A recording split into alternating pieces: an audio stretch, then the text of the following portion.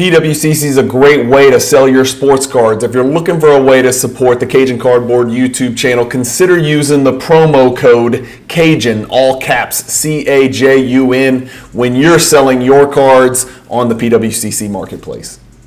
Hey guys, Brian with Cajun Cardboard coming at you from the great state of Louisiana. Who doesn't like top 10 lists? And this is the time of the year where it's good to do lists like this. Stuff that happened in 2023, whether it's my stuff or just stuff in generally, things in the hobby. We'll do some top 10 stuff that's out there. You guys have been getting a bevy of cross-country collection videos. So let's take a break from the cross-country collection and we're going to look at the top 10 Michael Jordan cards that I purchased in the calendar year 2023. The year is not over, so this list is subject to change, although it is highly unlikely that I am going to do anything before the end of the year that would bump something out of this top 10, or is it top 11? I don't know. Stay tuned. Here we go. Watch till the end of the video. It gets it builds to a crescendo, to say the least, with some serious tier 1 bangers at the end. All right, here we go. My 10 biggest Michael Jordan card purchases in the calendar year 2023. Number 1 is a trick slide. It is actually 2 cards that I purchased. It is the 1997 Bowman's Best, number 60 and number 90. Both are atomic refractors. Both are PSA 10. They are Pop 17 and Pop 25 respectively. Obviously, there's none higher if it's PSA 10 because as far as I know, there are no PSA 11s. This was a private sale with the great David Owens of Riverfront Collectibles, one of the foremost established dealers in the United States of America. David is always easy to deal with. We get straight to the point. This was actually part of a humongous trade that we did. So these are, I think these might be the only 2 cards in the list that were not purchased. They were actually part of a much bigger trade where I liquidated my entire Shaquille O'Neal collection in calendar year 2023. I do not own a Shaquille O'Neal card anymore, and I had a pretty extensive collection. So out with Shaq, in with Jordan, for better or worse. That is how those 2 cards came to be in my possession. Which one of those do you like the most? I like the one on the right with the beams coming out and the colors, and I just think it's a good looking card, both of them. Atomic refractors, guys, don't sleep on those. They're a lot more rare than you think they are. The pack odds are pretty impressive, especially if you go check out the MJ Hierarchy pack odds on the back of that poster that I put out there. Really tough cards to pull. There's only like 7 or 8 atomic refractors for Michael Jordan playing years. All right, next card, number 9, 1992 Stadium Club Beam Team Members Only PSA 10, Pop 67, none higher. This will be the only card I think that I purchased on eBay. It used to be where 99.9% of my purchasing was done on eBay, but you know, over the course of the last few years, that number has diminished drastically as more and more of the kind of cards that I'm looking for either appear on PWCC or Golden or some other auction house, or they are acquired by private sale, which you'll see as we kind of work our way through the list. This Beam Team Members Only PSA 10 mattered to me because I had a BGS 9.5 members only, but I had a PSA 10 regular Beam Team, and you guys know how OCD I am. I couldn't have a 9.5 members only and a 10 regular, so I had to go with the 10-10 just to take a nice picture. So out with the 9.5, in with the PSA 10, and good pickup there. That was card number 9 on the list. Card number 8 on the list. We're getting a little bit bigger, a little bit badder. Another gem copy of a Michael Jordan Hierarchy card. This is the 1996 Skybox Premium Rubies number 16. This is not serial numbered, but it is rare nonetheless. The pack odds are astronomical. It's a BGS 9.5 quad gem with a population of 6, and there are no BGS 10s out there. So this is one of the finest Beckett copies in the world. I actually acquired this card sort of through alt auctions. I am not licensed to bid on alt, or I'm not registered or whatever. I've never actually bought a card off alt. So a good friend of mine was on alt, and he purchased the card and then just passed the card on to me, and then I just reimbursed him the money. So it was just that simple, but real happy to add this. I got this at a very, we're not going to talk about prices, but I acquired this card at what I think is a very, very good price. I was really happy about putting this card into my collection at the price that I paid. On to card number 7. Card number 7 is a monster. It is an awesome card. It is a tier 2 card in the MJ hierarchy. It's the 1997 Hoops High Voltage 500.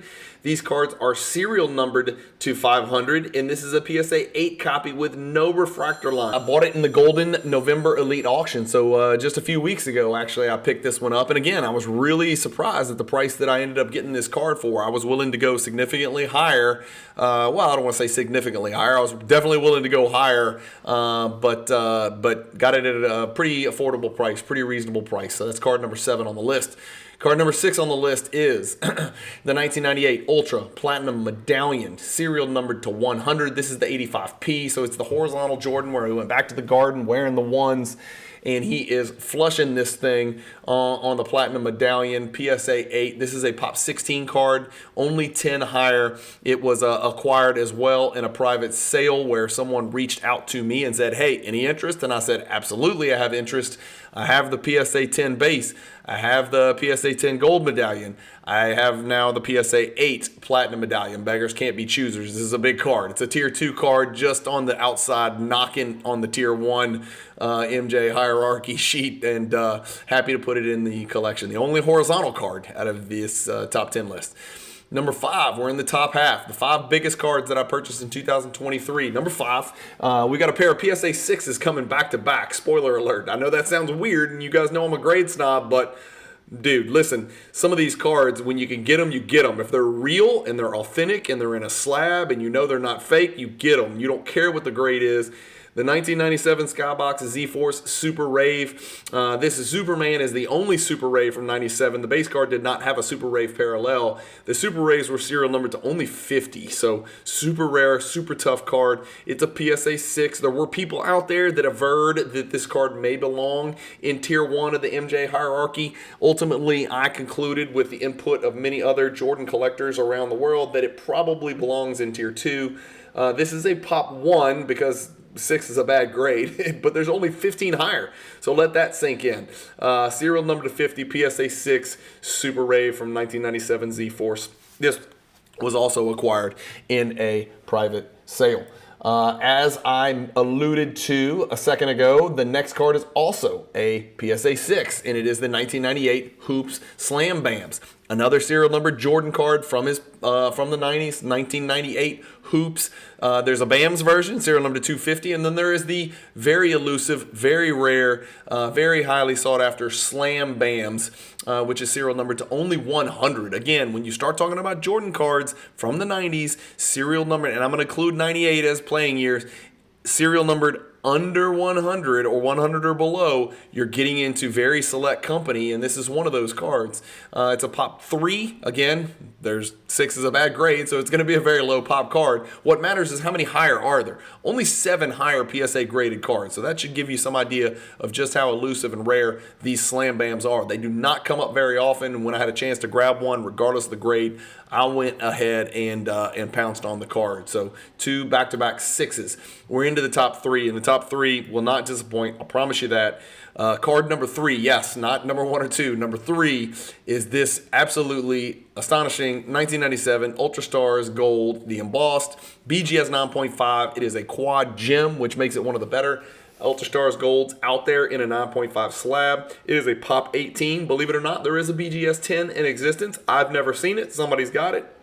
But this 9.5 is a Pop 18. It was also acquired in a private sale. I was actually put in touch by the great Eric Myers, Heoli Hustle on Instagram. So Eric reached out to me, and I had to get a deal done for this Ultra Stars Gold. This was Eric's copy. I think Eric had numerous copies, and this was the last of his 9.5 Ultra Stars Gold. Yeah, I said that. One guy had multiple copies of an Ultra Stars Gold BGS 9.5 Jordan. I think this was Eric's, if I'm not mistaken. It was early in the year, so I may be getting that wrong. But really, really excited to put this one. 1 in 28,800 pack odds. This is a Tier 1 Jordan card, and happy to acquire it. Actually added 3 Tier 1 Jordan cards to my collection this calendar year 2023, and this was the second of the three. It's the 1997 Skybox Premium, number 235, affectionately known as the Team Skybox Star Rubies. These were serial number 250. It's a PSA 8 copy. 46 have been graded, and what that means is many people are cracking and resubbing and trying to do better. I actually purchased this card raw in the cross-country collection that you guys have been watching me curate on my channel for months now, under the playlist cross-country collection.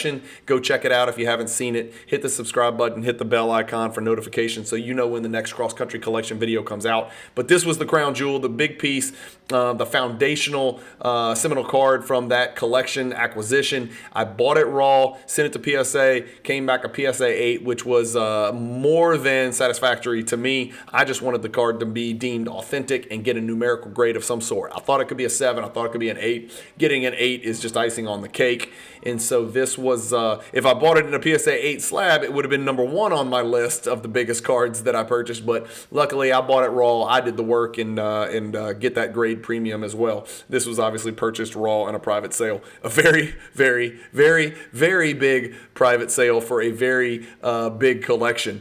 So this is a Pop 9 card with 8 higher graded. And moving on to number 1, it is the 1997 EX 2001 Jambalaya number 6. It is a BGS 9.5 Gem Plus with a 10 subgrade for the corners. A very, very, very clean copy that I acquired in the PWCC August premiere auction. This is a Pop 43 card. There is only one BGS 10 in existence. I love this card in a BGS slab. I especially love this card in a BGS Gem Plus slab. So this was card number 1 that I acquired. 3 tier 1 cards, a bunch of tier 2 cards right behind it. And that is it, guys. That does it. That's my top 10 list from 2023. There'll be a couple more of these top 10 lists that I do at the end of the year. I sort of like to just kind of use this December month to do some year-end recap stuff. We'll look at the top 10 cards that sold, top 10 Jordans that sold, you know, top 10. Maybe we'll look at some of the top 10 ultra modern stuff that sold. Who knows? We'll do all sorts of top 10 stuff. I know you guys like those lists. Not too much thought goes into these lists, but it's entertaining nonetheless. Gives you guys something to do maybe while you're traveling during the holidays or just farting around at the house fixing things up, or maybe when you're just chilling on Saturday morning drinking your coffee, getting ready to get the weekend going. So hopefully I can provide you guys with some entertainment and education. That's always been my goal with the Cajun Cardboard YouTube channel. This is my outlet to the hobby. Since there's not too many people who do what we do here in Louisiana, I use you guys. You guys are my huge friend list. And again, here we are in the 12th month of the year, at the end of another year, another successful year. We're all sitting here breathing. You're either watching the video, I'm talking on the video, so we're all doing at least well enough to talk and watch.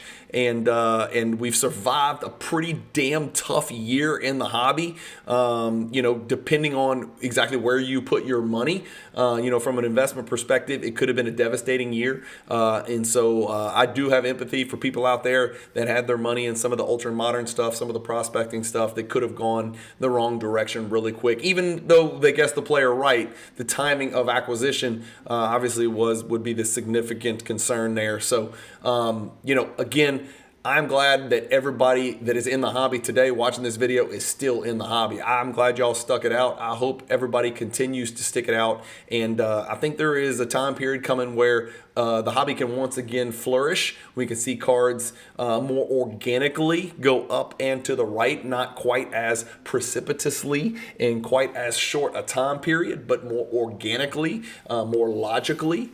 Especially the Jordan cards, which we've seen, you know, sort of take a punch and then keep on ticking and start to rise again and start to work again. You know, some of these cards that you saw in this video, that's just a small sample size of some of the Jordan cards that have actually done pretty damn well over the last 18 months when a lot of other cards have not. So anyway, again, I just want to thank you guys for watching the channel, generally speaking, and keeping up with my stuff. Love to hear your comments about the 10/11. I cheated, sorry, on slide number 10. 11 cards that you saw in the video today. Keep collecting. Stay positive in the hobby. Peace.